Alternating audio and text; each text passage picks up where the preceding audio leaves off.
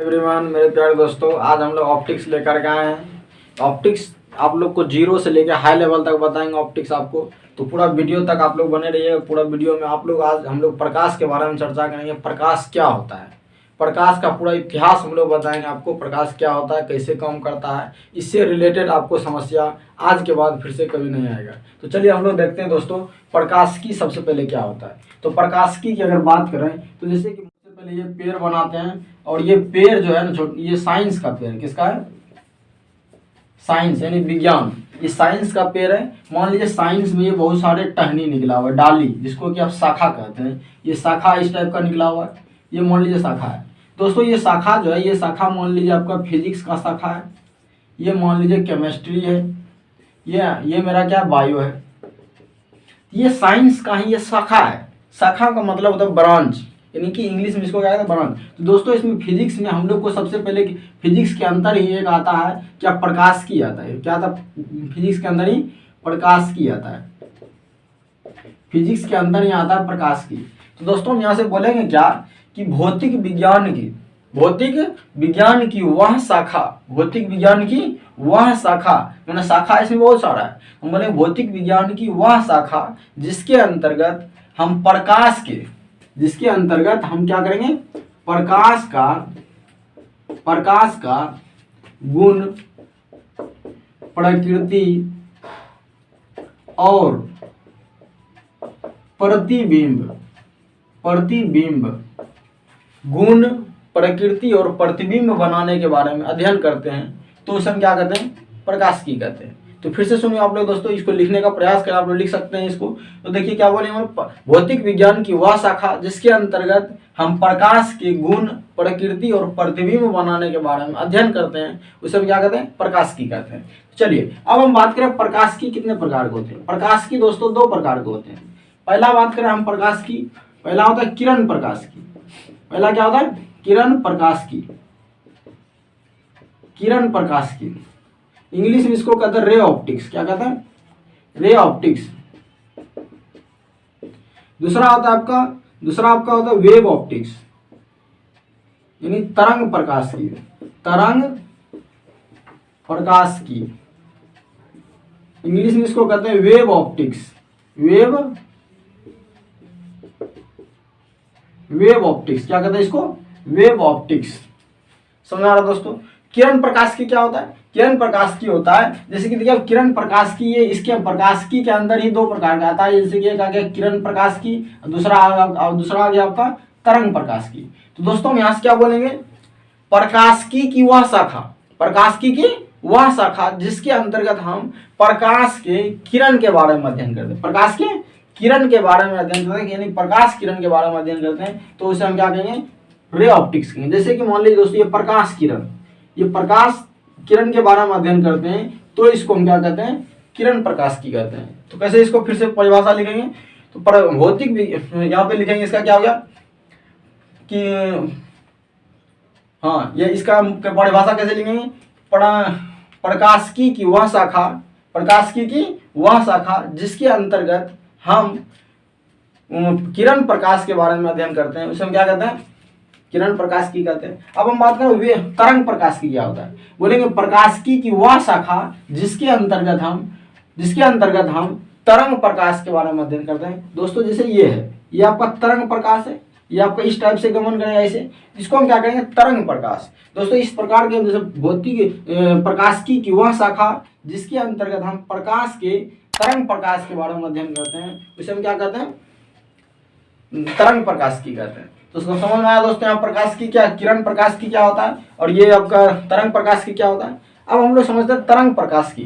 तो तरंग प्रकाश की में दोस्तों सबसे पहले हम लोग समझेंगे, तरंग प्रकाश की में हम लोग सबसे पहले समझेंगे प्रकाश क्या होता है। तरंग प्रकाश की में सबसे पहला शब्द आता है प्रकाश। तो दोस्तों हम लोग प्रकाश को समझने का प्रयास करेंगे कि प्रकाश आखिर होता क्या है। तो दोस्तों आप लोग को अगर अच्छा लगेगा तो लाइक, सब्सक्राइब और शेयर आप लोग जरूर कीजिएगा। तो दोस्तों आप लोग के आज के बाद आपको प्रकाश से रिलेटेड किसी भी प्रकार का समस्या नहीं होना चाहिए। तो जैसे देखिए कि आपको बात करें हम सबसे पहले प्रकाश क्या होता है? प्रकाश क्या होता है? प्रकाश दोस्तों एक प्रकार का ऊर्जा है। प्रकाश क्या है?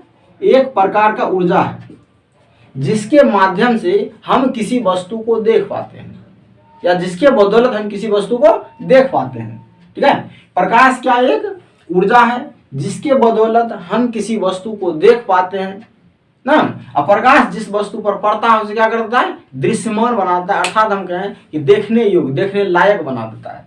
जैसे कि हम बात करें यहाँ पे, जैसे कि बात करें आप, जैसे अंधेरा हो जाता है, आप मान लीजिए कि कमरे में सोए हैं, लाइट ऑफ है, अंधेरा है, तो दोस्तों आपको अंधेरा में कोई घर में अगर कोई सामान रखा होगा तो आपको नहीं दिखता है। दिखता है क्या? नहीं दिखता है। आप क्या करते हैं उसके लिए? आप टॉर्च मारते हैं। तो कोई भी वस्तु जो होता है आपका अंधेरा में होता है, प्रकाश नहीं होता उस वक्त, तो आपको नहीं दिखता। आप क्या करते हैं? वहां पे टॉर्च मारते हैं। टॉर्च जैसे मारते हैं उस वस्तु पे, तो वो क्या करता है? वो वस्तु को क्या कर देता है? दृश्यमान बनाता है, देखने लायक बना देता है। समझ में आ रहा है दोस्तों? तो क्या होता है यहाँ पे? प्रकाश एक ऊर्जा है जिसके माध्यम से हम किसी वस्तु को देख पाते हैं। प्रकाश जिस वस्तु पर पड़ता है उसे दृश्यमान बनाता है, यानी देखने लायक बनाता है। समझ आया दोस्तों? आप लिख सकते हैं प्रकाश एक ऊर्जा है जिसके माध्यम से हम किसी वस्तु को देख पाते हैं। प्रकाश जिस वस्तु पर पड़ता है उसे क्या कर देता है? दृश्यमान बना देता है। चलिए दूसरा पॉइंट क्या है? दूसरा पॉइंट इसमें क्या है?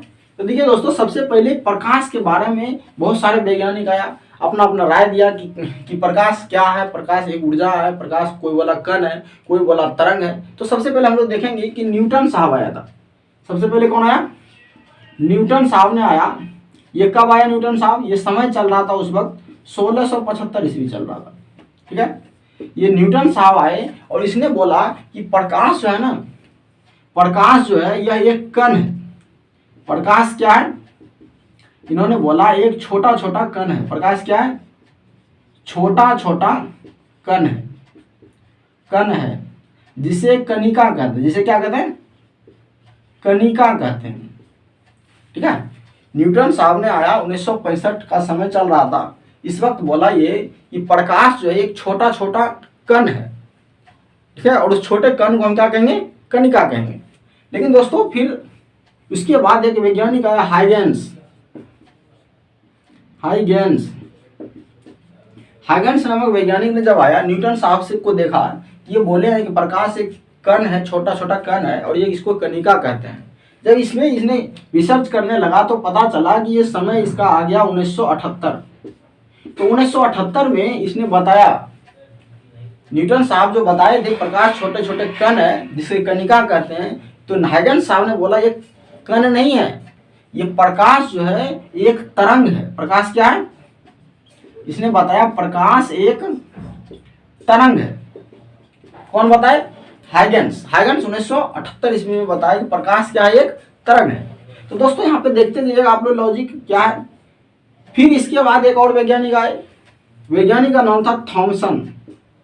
क्या नाम था? Thomson, Thomas Young. तो क्या नाम था? थॉमस यंग वैज्ञानिक का नाम था। और ये उस समय चल रहा था इनका 1801 चल रहा था। कितना चल रहा था? 1801 ईस्वी। अभी तक देखिए इतना का गैप है दोनों ईस्वी का बीच, मतलब अभी तक हम जान रहे थे प्रकाश एक तरंग है। प्रकाश क्या था? एक तरंग है। फिर से कुछ दिन के बाद एक वैज्ञानिक आया, थॉमस यंग, इस पे इनके बातों पे अमल करने लगा, देखते हैं आखिर ये क्या सही में है, ये प्रकाश एक तरंग है। तो दोस्तों ये 1801 में इन्होंने बताया क्या कि प्रकाश जो है सही में क्या है? एक तरंग है। ये जो है ना दुहिरी ये इन्होंने बताया कि दुहिरी प्रयोग के आधार पर बताया इन्होंने, दुहिरी प्रयोग के आधार पे कि प्रकाश जो है एक सही में एक तरंग है। लेकिन प्रकाश एक सही में क्या है? तरंग है। लेकिन इन्होंने ये भी बताया कि प्रकाश को चलने के लिए, प्रकाश जो है ना किसी माध्यम में चल सकता है। प्रकाश जो है ना को चलने के लिए माध्यम की आवश्यकता होता है। यानी कि हम कह सकते हैं, इन्होंने बताया प्रकाश एक तरंग है और प्रकाश एक यांत्रिक तरंग। कैसा तरंग है? आंतरिक तरंग है। आंतरिक तरंग है। थॉमस यंग ने बोला प्रकाश एक तरंग है। कैसा तरंग है? यांत्रिक तरंग। आंतरिक तरंग मतलब जो किसी भी वस्तु के अंदर अंदर गुजरता हो, मतलब क्या आंतरिक तरंग है। और इसने बताया क्या कि प्रकाश को चलने के लिए माध्यम की आवश्यकता होता है। माध्यम की आवश्यकता होता है। प्रकाश को चलने के लिए किसकी आवश्यकता होगा? माध्यम की आवश्यकता होगा। दोस्तों फिर से एक वैज्ञानिक आ गया इसके बाद, इसके बाद एक फिर से वैज्ञानिक आया, उसका नाम था मैक्सवेल। क्या नाम था? मैक्सवेल। और इसी टाइम था एक हर्टज नाम का वैज्ञानिक था। समय उस वक्त चल रहा था 1865 का चल रहा था समय। समझ आ रहा दोस्तों? ये मैक्सवेल नामक वैज्ञानिक ने आया, 1865 चल रहा था उस वक्त। जो है मैक्सवेल ने मैथमेटिकली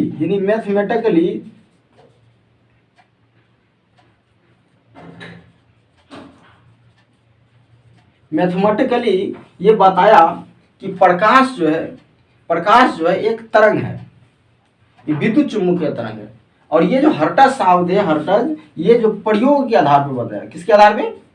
ये प्रयोग के आधार पे। ये जो हर्टज नामक वैज्ञानिक है, इसने प्रयोग के आधार पे बताया, प्रयोग के आधार पे यह जो है ना, ये विद्युत चुम्बकीय तरंग है। इन्होंने भी बताया, ये बात सही है कि विद्युत चुम्बकीय तरंग है। लेकिन इसने बताया और इसमें कि ये जो है ना, इसको चलने के लिए माध्यम की आवश्यकता नहीं होता। जैसे कि थॉमसन साहब ने बोला था कि प्रकाश को चलने के लिए माध्यम की आवश्यकता होता है, लेकिन ये मैक्सवेल और हर्टज ने, मैक्सवेल ने मैथमेटिकल के आधार पर बताया और हर्टज ने प्रयोग के आधार पर बताया कि प्रकाश को चलने के लिए माध्यम की आवश्यकता नहीं होता है। ये माध्यम रहेगा फिर भी चल सकता है, माध्यम नहीं रहेगा फिर भी चल सकता है। ओके दोस्तों, माध्यम क्या है? अर्थात जैसे कि हम ठोस, द्रव, गैस या निर्वात, यानी जहाँ की हवा वगैरह सब नहीं हो, तो नहीं कि वहाँ भी चल रहा है, ठोस रहेगा, द्रव रहेगा, गैस रहेगा या फिर किसी भी प्रकार का रहेगा माध्यम रहेगा तो उसमें चल सकता है, या नहीं रहेगा फिर भी चल सकता है ना। चलिए, ऐसा किसने बताया? मैक्सवेल साहब ने बताया। फिर इसके बाद एक वैज्ञानिक आता है इसी वैज्ञानिक आता है मैक्सवेल साहब के बाद एक आता है मैक्स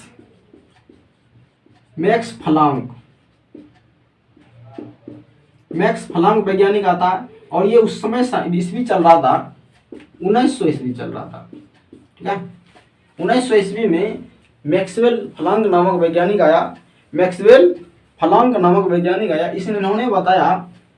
इन्होंने क्या बताया कि प्रकाश जो है ना, प्रकाश जो एक कण है, छोटा छोटा कण है, जिसे हम क्या कहते हैं? फोटोन कहते हैं। क्या कहते हैं?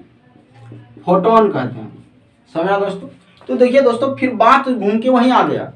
न्यूटन साहब ने बोला था प्रकाश एक छोटा छोटा कण है जिसे कणिका कहते हैं। ये फिर जाकर के हाइजेंस आया, इन्होंने बोला तरंग है। थॉमस आया, इन्होंने बोला क्या? नहीं, सही बात है, प्रकाश एक तरंग ही है, लेकिन यह एक आंतरिक तरंग है, इसको चलने के लिए माध्यम की आवश्यकता होता है। लेकिन मैक्सवेल आया तो इन्होंने प्रयोग किया। मैक्सवेल ने मैथमेटिकल के आधार पे बोला नहीं है, सही बात है, ये जो है विद्युत चुम्बकीय तरंग है। और प्रयोग के आधार पे हर्टज ने भी बताया यह जो है विद्युत चुम्बकीय तरंग है, लेकिन इसको चलने के लिए माध्यम की आवश्यकता नहीं होता है, ये किसी भी माध्यम में चल सकता है। ठीक है, लेकिन मैक्स प्लांक नामक वैज्ञानिक जब 1900 ईस्वी में आया तो इन्होंने बताया कि ये प्रकाश एक कण है जो कि ये फोटोन कहलाता है। क्या कहलाता है? फोटोन कहलाता है। तो दोस्तों, ये समस्या ही रह गया। तो फिर एक वैज्ञानिक आया, आइंस्टीन नामक वैज्ञानिक आया दोस्तों। आइंस्टीन वैज्ञानिक, ये 1905 उस वक्त चल रहा था समय। 1905 में आइंस्टीन नामक वैज्ञानिक आया। इन्होंने बताया क्या कि ये न्यूटन साहब जो बोल रहे हैं और ये सब जो वैज्ञानिक बोल रहे हैं, ये अभी तक दोबधाम थे। कहने का मतलब कंफर्म नहीं था कि सही में प्रकाश एक कण है या तरंग है।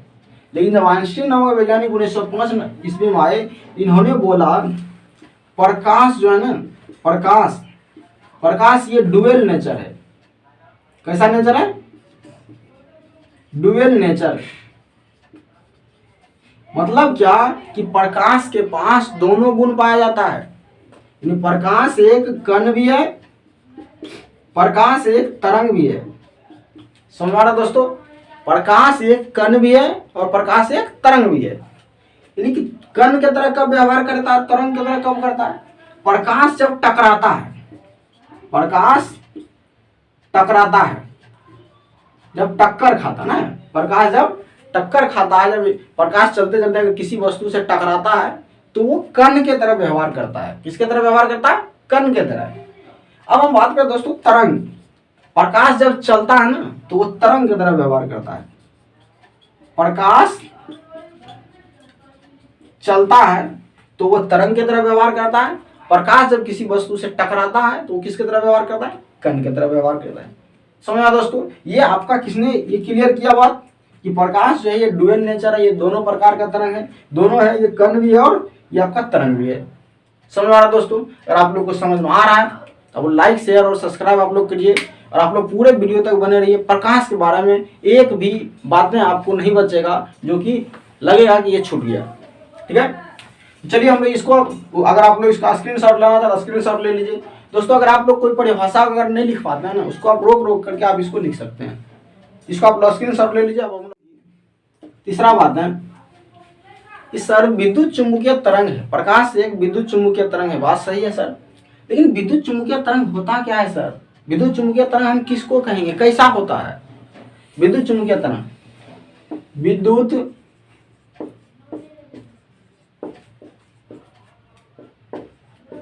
चुम्बकीय तरंग, विद्युत चुम्बकीय तरंग ये कैसा होता है सर? कौन कौन सा? दुनिया में लगभग तरंग विद्युत चुम्बकीय तरंग ही होता है। दुनिया में लगभग तरंग क्या होता है? विद्युत चुम्बकीय तरंग होता है। जैसे कि बात करें हम ट्रिक इसके लिए, अगर बता दें कि विद्युत चुम्बकीय तरंग कौन कौन सा होता है लगभग, जैसे कि बात करें इसके लिए ट्रिक होता है, याद रखिएगा आप लोग। गाये अभिजू इन्फ्रा मारे, गाये अभिजू इन्फ्रा मारे, याद रहेगा। गा का मतलब क्या होगा दोस्तों? गामा किरण। क्या हो गया? गामा किरण। ए का मतलब एक्सरे किरण, एक्सरे यानी क्या इसको कहें? एक्सरे, एक्स किरण एक ही बात होता है, एक्सरे कहिए, एक्स किरण कहिए। आ का मतलब क्या होता है? अल्ट्रावायलेट,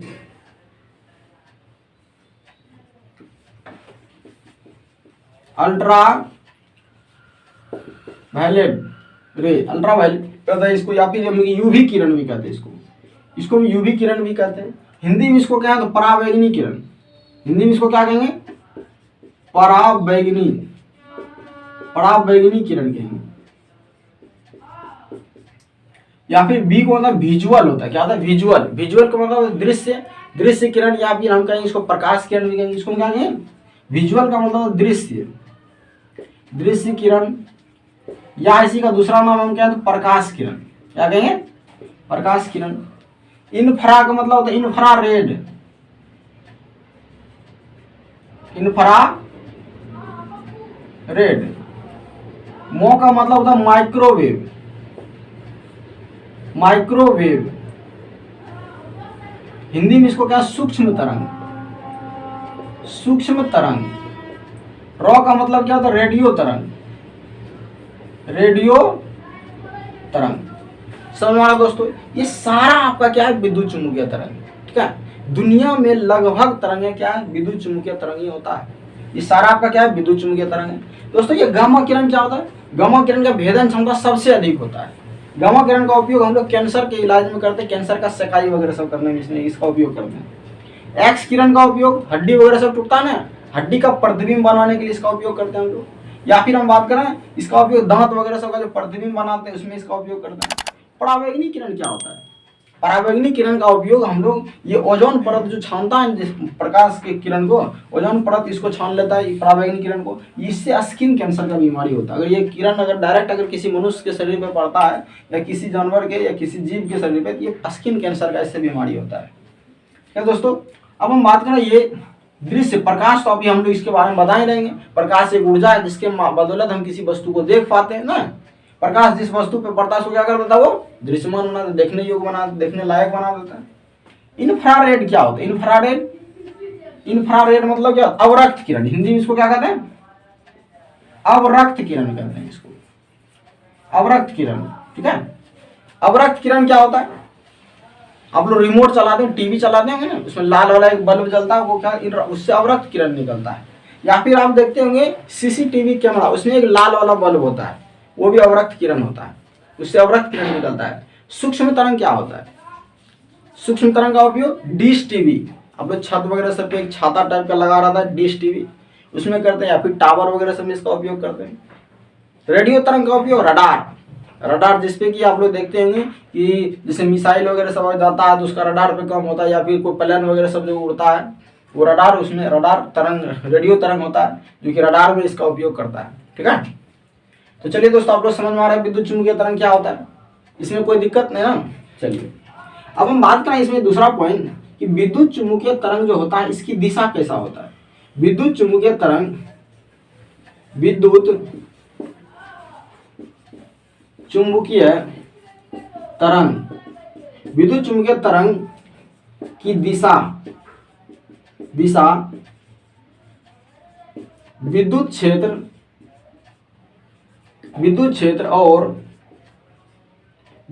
और चुंबकीय क्षेत्र, विद्युत क्षेत्र और चुंबकीय क्षेत्र के दिशा के लंबवत होता है, लंबवत होता है। इसका मतलब दोस्तों विद्युत चुम्बकीय तरंग है ना, इसकी जो दिशा होता है वो किसी विद्युत क्षेत्र और चुंबकीय क्षेत्र के दिशा के लंबवत होता है। जैसे कि हम बात करें, मान लीजिए इसका ग्राफ के माध्यम से समझने का प्रयास करते हैं।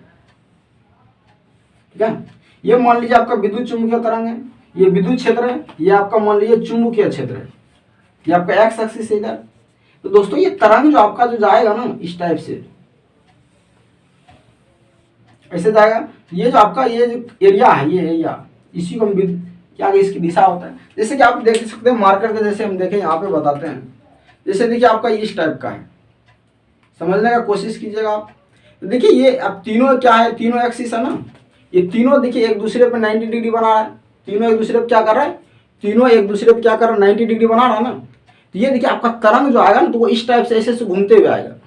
ठीक है, इस टाइप से घूमते हुए आएगा, यानी 90 डिग्री बनाएगा। यानी हम कह सकते हैं चुंबकीय क्षेत्र, विद्युतीय क्षेत्र और चुंबकीय क्षेत्र की दिशा के लंबवत होता है इसका दिशा। ठीक है, चलिए अब इसी में अगर हम बात करें कि विद्युत चुंबकीय तरंग का जो तरंग दैर्घ्य होता है, कितना होता है, विद्युत चुम्बकीय तरंग का तरंग दैर्घ्य, ये जो होता है दोस्तों विद्युत चुम्बकीय तरंग का तरंग दैर्घ्य की अगर हम बात करेंगे, विद्युत चुम्बकीय तरंग का तरंग दैर्घ्य ये आपका होता है 3900 एंगस्ट्रम से आपका होता है 7800 एंगस्ट्रम के बीच होता है, 7800 एंगस्ट्रम। या आपको किसी बुक में आपको 3500 एंगस्ट्रम भी दिया रहता है, यहाँ से लेके 7500 एंगस्ट्रम के बीच में रहता है। ठीक है, विद्युत चुम्बकीय तरंग का जो तरंग दैर्घ्य होता है वो आपका 7800 एंगस्ट्रम से 3900 एंगस्ट्रम से 7800 एंगस्ट्रम के बीच रहेगा, या फिर किसी बुक में 3500 से आपका 7500 के बीच दिया रहता है। तो दोस्तों आपके मन में आ रहा होगा सर तरंग दैर्घ्य क्या होता है, तरंग दैर्घ्य क्या होता है। तो दोस्तों तरंग दैर्घ्य होता है, जैसे कि हम बात करें यहाँ पे लिखें, ये तरंग दैर्घ्य होता है जैसे कि मान लीजिए कि एक कंपन, पहले समझते हैं हम, एक कंपन, ये जो ऐसे करके एक ऐसे होता है ना, इसको हम एक कंपन कहते हैं। एक बार अगर तरंग ऐसे, एक बार प्रकाश किरण ऐसे करके ऐसे हो चल गया तो इसको बोलेंगे हम एक कंपन बोलेंगे। और इसमें एक कंपन में ये जो दूरी तय करते हैं, एक कंपन में ये जो दूरी तय करते हैं ना, इसी को हम कहते हैं तरंग दैर्घ्य। एक कंपन में जो दूरी तय करते हैं इसी को हम क्या कहते हैं, तरंग दैर्घ्य। और इस दूरी को तय करने में जितना समय लगता है इसको कहते हैं आवर्तकाल। क्या कहते हैं हम लोग, आवर्तकाल कहते हैं। तो दोस्तों ये आपका तरंग दैर्घ्य क्या आ गया, इतना आ गया, तरंग दैर्घ्य इसी को कहते हैं। अब दोस्तों यहाँ पे मन करे आपका सर एक एंगस्ट्रम क्या होता है, एक एंगस्ट्रम क्या होता है सर, एक एंगस्ट्रम बराबर 10⁻⁻10 मीटर होता है। एक एंगस्ट्रम बराबर कितना होता है, 10⁻⁻10 मीटर। दोस्तों इसका मतलब क्या होता है, इसका मतलब कैसे समझोगे, इसका मतलब हुआ दोस्तों कि 1/10 इनवर्स का मतलब होता है बटे, यानी आपका पलट जाएगा नीचे इतना मीटर। और भी इसको सोल्व करोगे तो 1 कितना हो जाएगा, इस पे 10 जीरो लगा दो, 1 2 3 4 5 6 7 8 9 10, यानी इतना, एक का इतना भाग, इतना मीटर होता है। इसी को हम एक एंगस्ट्रॉम कहते हैं। यानी दोस्तों ये जो आपका लंबाई है ना, ये लंबाई, इसका 1 मीटर जो लंबाई हो उसका कितना, इतनामा भाग तो हम क्या कहते हैं, एक एंगस्ट्रॉम कहते हैं। समझ आ रहा दोस्तों। तो चलिए आना चाहता है आप लोग स्क्रीनशॉट ले सकते हैं इसको। और अगला पॉइंट बात करें प्रकाश का, तो प्रकाश को हम लोग, प्रकाश को दृश्य प्रकाश भी बोलते हैं, इसको दृश्य प्रकाश, दृश्य प्रकाश या दृश्य किरण भी कहते हैं, दृश्य प्रकाश भी कहते हैं इसको। दृश्य प्रकाश मतलब देखने वाला प्रकाश, दृश्य प्रकाश क्या है, दृश्य तरंग क्या है ना, दृश्य तरंग भी इसको कहते हैं, दृश्य तरंग भी कहते हैं। या दोस्तों इसी को हम कहते हैं, इसी को हम कौन सा तरंग कहते हैं, अनुप्रस्थ तरंग, अनुप्रस्थ तरंग भी कहते हैं इसको। अनुप्रस्थ तरंग क्या होता है दोस्तों, तरंग दो प्रकार के होते हैं, तरंग जो होता है दो प्रकार के होते हैं, एक होता है आपका अनुप्रस्थ, अनुप्रस्थ होता है, एक होता है अनुदैर्घ्य, अनुदैर्घ्य होता है। तो दोस्तों अनुप्रस्थ क्या, अनुप्रस्थ होता है जो किसी वस्तु के ऊपर जाता हो, वह तरंग जो किसी वस्तु के ऊपर जाता हो उसको अनुप्रस्थ। अनुदैर्घ्य का मतलब होता है वह तरंग जो किसी वस्तु के अंदर से होकर गुजरता हो। जैसे अनुप्रस्थ में आपका कैसे जाएगा, अनुप्रस्थ में दोस्तों इस प्रकार से जाएगा, इसको हम क्या कहेंगे, अनुप्रस्थ कहेंगे। अनुदैर्घ्य में कैसे जाएगा, अनुदैर्घ्य में आपका इस टाइप से जाएगा आपका, यानी बिरलन और ये आपका संपीड़न और बिरलन के हिसाब से जाएगा आपका, यानी कभी घना कभी साफ, घना कभी साफ, इस टाइप से जाएगा। तो ये दोस्तों आपका किसी वस्तु के अंदर से होकर गुजरता है, इसको हम अनुदैर्घ्य, ये वस्तु के ऊपर जाता है, इसको क्या बोलेंगे, अनुप्रस्थ बोलेंगे। तो अनुप्रस्थ तरंग हम क्या बोले आपको, ये प्रकाश जो है ना, प्रकाश जो है आपका, ये प्रकाश ये अगर अनुप्रस्थ तरंग भी है, मतलब क्या, ये इस टाइप से आपका प्रकाश चलता है। समझ आ रहा दोस्तों। अब हम बात करेंगे इसी में अगर हम बात करें कि प्रकाश जो है सर, जैसे कि बात करें जैसे भी जियोर, भी का मतलब क्या होता है, भी का मतलब होता है बैगनी, भी का मतलब बैगनी, ये पूरे कलर का अगर हम नाम लिखना चाहें तो ये क्या होगा, भी का मतलब बैगनी होता है, यानी किसको हम वायलेट कलर भी कहते हैं। ये इंडिगो होता है, इंडिगो में जामुनी नीला, जामुनी नीला। ब्लू का मतलब क्या होता है, नीला होता है, आसमानी नीला। जी का मतलब हरा, ग्रीन, येलो होता है, येलो में पीला। ओ का मतलब क्या होता है, ऑरेंज होता है, नारंगी। आर का मतलब क्या होता है, लाल होता है, यानी रेड। समझा दोस्तों, ये सारा आपका किरण है। आपसे पूछेगा सबसे ज्यादा तरंगदैर्घ्य किसका होता है, सबसे ज्यादा तरंगदैर्घ्य आपका लाल रंग का होता है, 7800 एंगस्ट्रॉम, या फिर ये 75 भी कभी कभी दिया रहता है। ये आपका इसका कितना रहेगा, इसका रहेगा आपका 3900 एंगस्ट्रॉम। याद रहेगा दोस्तों, सबसे ज्यादा तरंगदैर्घ्य लाल का होता है 7800 एंगस्ट्रॉम, सबसे कम तरंगदैर्घ्य 3900, यानी कि आपका ये आपका 3900 एंगस्ट्रॉम या फिर 3500 एंगस्ट्रॉम के आसपास होता है, इस टाइप से। तो समझ में आ रहा दोस्तों। तो चलिए अब हम लोग इसी प्रकार से अब अगला बात करते हैं इसी में कि बताइए सर कि एक वर्णीय प्रकाश क्या होता है, एक वर्णीय प्रकाश क्या होता है। इंग्लिश में इसको हम कहते हैं मोनोक्रोमेटिक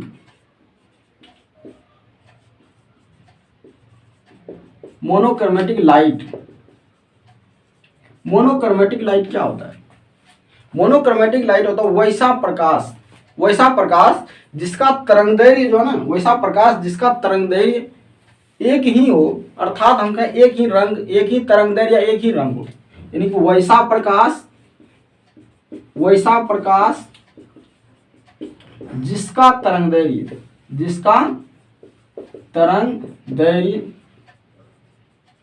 या रंग एक हो, जिसका एक हो तो उसे एक वर्णीय प्रकाश कहते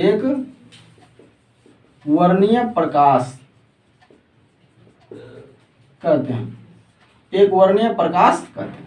समझ आ रहा दोस्तों। एग्जाम्पल में जैसे कि बात करें हम, एग्जाम्पल में श्वेत प्रकाश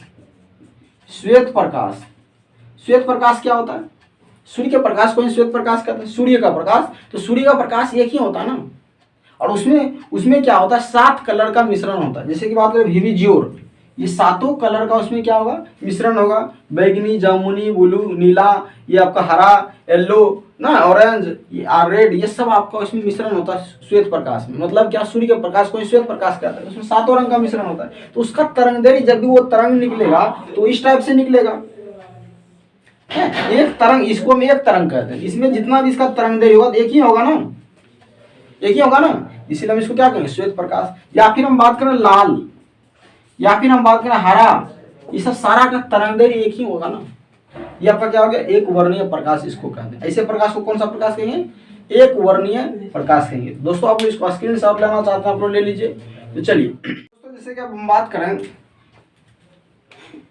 कि कितना नंबर था आप लोग देख लीजिएगा। जैसे कि बात करें हम प्रकाश सीधी रेखा में गमन करती है, और बात करें प्रकाश सीधी रेखा में गमन करती है, गमन करती है। समझा दोस्तों, ये प्रकाश जो है सीधी रेखा में गमन करती है, हमेशा सीधी रेखा में गमन करती है। इसको हम लोग प्रूव कैसे करेंगे, इस सही में प्रकाश सीधी रेखा में गमन करती है, प्रकाश सीधी रेखा में गमन करती है, बात को हम कैसे प्रूव करेंगे। तो चलिए दोस्तों इसके लिए हम लोग पहले देखिए, पहला प्रयोग तो हम कर सकते हैं सीधे मोटा मोटी अगर जानना चाहें।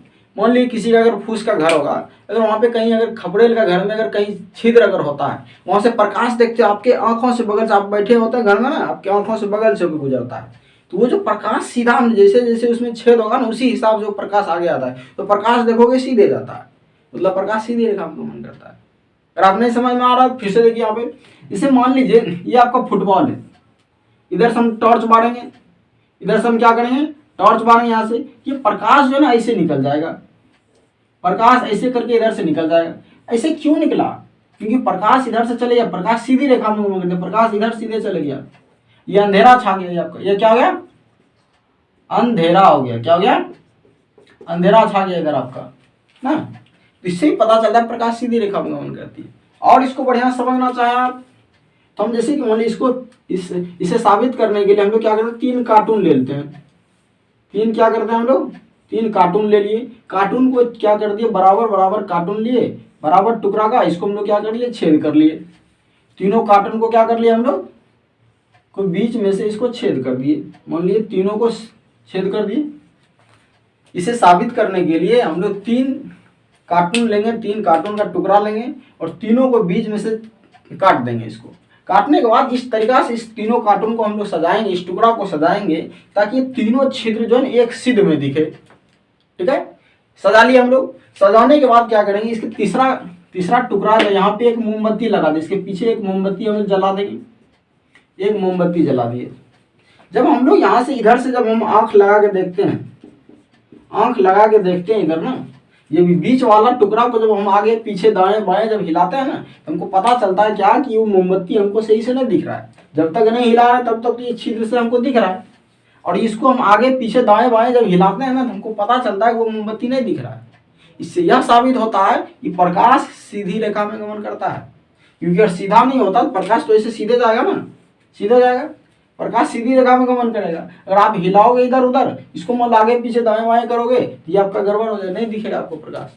इससे ही पता चलता है प्रकाश सीधी रेखा में गमन करती है। दोस्तों आप इसको लिखना चाहे तो लिख भी सकते हैं कि इस प्रकाश सीधी रेखा में गमन करता है। इसे साबित करने के लिए हम लोग कार्टून का 3 टुकड़ा लेते हैं और तीनों टुकड़ा में क्या करते हैं, छिद्र कर देते हैं, और उस तीनों छिद्र को इस तरीका से सजाते हैं कि वो तीनों छिद्र एक सिद्ध में दिखे। हो गया, तीनों छिद्र एक सिद्ध में दिखे। और जब हम लोग तीसरे कार्टून के पीछे मोमबत्ती को जलाते हैं तो हमें वो मोमबत्ती जलता हुआ दिखाई देता है। और जब कुछ देर के बाद जब इस बीच वाला कार्टून को हम जब आगे पीछे दाएं बाएं हिलाते हैं तो ये हमें मोमबत्ती नहीं दिखने लगता है। तो इससे यह साबित होता है कि प्रकाश सीधी रेखा में गमन करता है। समझा दोस्तों, आपको समझ में आ रहा है बढ़िया से। चलिए अब हम इसी में बात करें, माध्यम क्या होता है सर, माध्यम क्या होता है। माध्यम जो है, ये माध्यम 4 प्रकार के होते हैं। जैसे बात करें ठोस, क्या होता है, ठोस, द्रव और गैस। ठोस, द्रव और गैस। यह एक होता है निर्वात होता है, निर्वात होता है। निर्वात का मतलब होता है जहाँ की नहीं कुछ भी नहीं हो, हवा वगैरह सब कुछ नहीं हो, उसको निर्वात कहते हैं, जहाँ कुछ भी नहीं हो। ये ठोस, द्रव, गैस और निर्वात, ये आपका माध्यम है। तो प्रकाश जो है, प्रकाश को भी बताया आपको, प्रकाश को चलने के लिए किसी माध्यम की आवश्यकता नहीं होता। जैसे कि हम बात करें, ये मान लीजिए आपका सूर्य है, ये आपका सूर्य और ये आपका मान लीजिए पृथ्वी है। तो दोस्तों यहाँ से जो प्रकाश पृथ्वी पे आ जा रहा है, ये प्रकाश क्या ये गाड़ी से आता है, ये टमटम से आता है, नहीं ना, ये किसी चीज से नहीं आता, यानी अपने आप आ जाता है। यहाँ पे ये माध्यम रहे या नहीं रहे, यानी कि ये हवा का माध्यम से आता है, यानी कि ये माध्यम रहे या नहीं रहे, निर्वात से आता है, निर्वात से होते हुए फिर हवा के माध्यम में आता है। मतलब क्या, ये किसी माध्यम पे फर्क नहीं पड़ता, अगर माध्यम है तो भी ठीक है, माध्यम नहीं है तो भी ठीक है। मतलब क्या, बिना माध्यम का भी ये प्रकाश आ जा सकता है, यानी चल सकता है। समझ आ रहा है? तो प्रकाश को चलने के लिए लिख सकते हैं आप लोग, प्रकाश को चलने के लिए किसी माध्यम की आवश्यकता नहीं पड़ता है। अगर माध्यम है तो फिर भी चल सकता है, माध्यम नहीं है तो भी फिर भी चल सकता है। ठीक है? तो प्रकाश की जो चाल होता है ना, अलग अलग माध्यम में अलग अलग होता है। लिख लीजिए आप लोग, प्रकाश की चाल अलग अलग माध्यम में अलग अलग होता है। प्रकाश की चाल अलग अलग माध्यम में अलग अलग होता है। जैसे कि बात करें हम पहला से बात करें हवा, हवा या निर्वात, निर्वात में, हवा या निर्वात में प्रकाश की चाल, प्रकाश की चाल, तो हवा या निर्वात में प्रकाश की चाल कितना होता है? या फिर बात करें हम हीरा में, इसमें हीरा में, हीरा में प्रकाश की चाल, हीरा में प्रकाश की चाल कितना होता है? तीसरा हम बात करें पानी में प्रकाश की चाल कितना होता है? पानी में प्रकाश की चाल कितना होता है?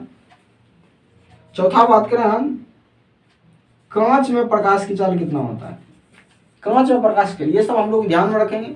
जैसे बोले कि ये आपका हवा या निर्वात में प्रकाश की चाल कितना होता है? 3 × 10⁸ मीटर प्रति सेकंड होता है। या इसी को हम किलोमीटर में लिखना चाहें, किलोमीटर में 3 × 10⁵ किलोमीटर, 3 × 10⁵ किलोमीटर प्रति सेकंड होता है। ये 3 जीरो आपका खत्म हो गया किलोमीटर, यानी कि आपका अब इसको ऐसे भी बोल सकते हैं 3 लाख किलोमीटर। जब आप इसमें 5 जीरो लगाओगे ना 3 पर, ये आपका हो जाता है कितना?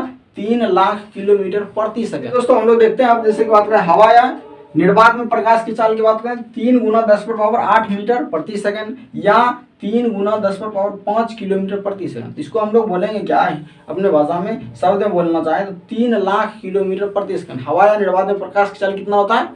3 लाख किलोमीटर प्रति सेकंड होता है। हीरा में प्रकाश की चाल कितना होता है? हीरा में प्रकाश की चाल होता है 1.25 × 10⁸ मीटर प्रति सेकंड होता है। या फिर हम बात करें इसी में, अगर किलोमीटर में बात करें तो 1.25 × 10⁵ किलोमीटर प्रति सेकंड ना।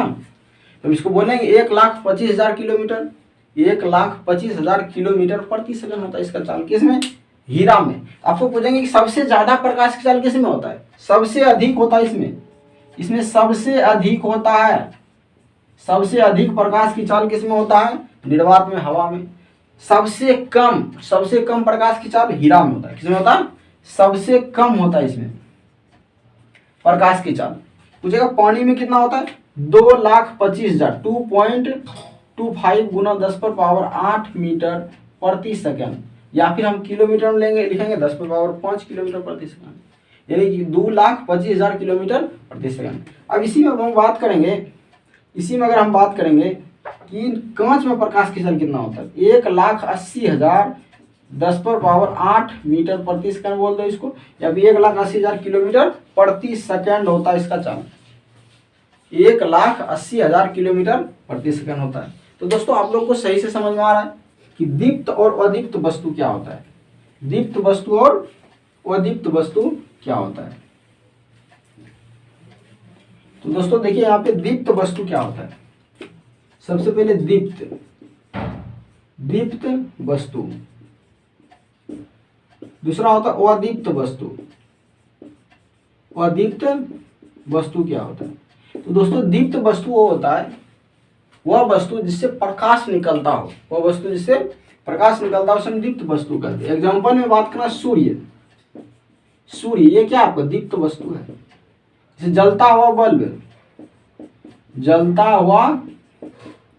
बल्ब, ये आपका क्या है? दीप्त वस्तु। जलता हुआ टॉर्च, ये क्या है? ये टॉर्च,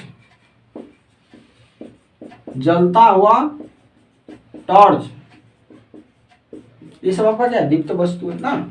वह दीप्त वस्तु क्या है? वह वस्तु जिससे प्रकाश नहीं निकलता हो, वह वस्तु जिससे प्रकाश नहीं निकलता हो उसे क्या कहते हैं? अदीप्त वस्तु कहते हैं। जैसे कि बात करें हम इसमें, जैसे बात करें चांदी, इससे प्रकाश नहीं निकलता, ये दूसरे के प्रकाश से चमकता है। हीरा ये भी दूसरे के प्रकाश से चमकता है। मोती, लकड़ी, प्लास्टिक, प्लास्टिक ना, ये सारा चीज जो है ना ये आपका अदीप्त वस्तु होता है। मतलब क्या, इससे प्रकाश नहीं निकलता, ये दूसरे के प्रकाश से चमकता है। ठीक है, तो दोस्तों आप लोग अगर ये सब आपको समझ में आ गया होगा तो आप लोग लाइक शेयर और सब्सक्राइब आप लोग जरूर करें। तो चलिए आप लोग को मिलते हैं अगला वीडियो में। Best of luck.